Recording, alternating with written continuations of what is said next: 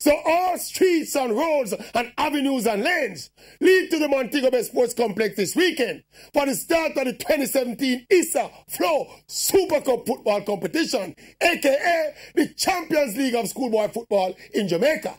The concept has been simple and sellable.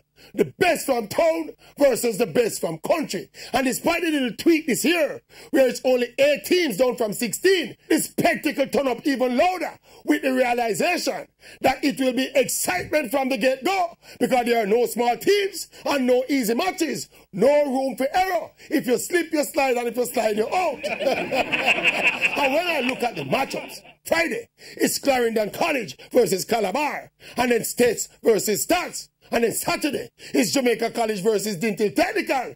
And then Kingston College versus Rossies. Me not think Catherine Hall can hold the crown. That's a big match.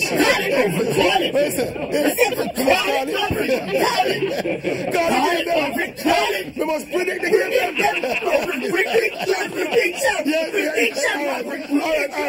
All right. Calabar versus Clarendon. That's going to be a close one. And then States versus Tax.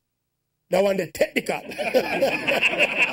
And on Saturday, GSC versus Dint Hill.